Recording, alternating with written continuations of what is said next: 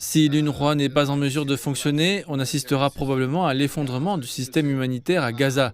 L'UNICEF serait dans l'incapacité de distribuer des fournitures vitales. Je parle ici de vaccins, de vêtements d'hiver, de kits d'hygiène, de kits de santé, d'eau et d'assainissement, d'aliments thérapeutiques, prêts à l'emploi contre la malnutrition, et nous savons encore une fois que nous risquons la famine. Nous manquons de toutes les gammes de fournitures nutritionnelles.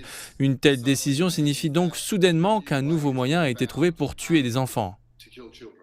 La communauté internationale a condamné la décision d'Israël. L'ambassadeur du Royaume-Uni auprès des Nations Unies a salué le travail de l'Agence des Nations Unies pour les réfugiés palestiniens et a exhorté Israël à lui permettre de poursuivre ses opérations de secours à Gaza. L'envoyé des États-Unis auprès des Nations Unies a également appelé Israël à reconsidérer sa législation. L'Iran, l'Arabie Saoudite, les Émirats Arabes Unis et le Qatar ont dénoncé l'interdiction de l'UNRWA par Israël. Les Palestiniens déplacés à Gaza sont frustrés par la perte d'une agence qui les a aidés à survivre au milieu de l'occupation israélienne. C'est une décision injuste. Tous les habitants de Gaza vivent au crochet de l'UNRWA. Les Palestiniens ne méritent pas cela. Le Knesset a voté contre le peuple palestinien et contre l'UNRWA.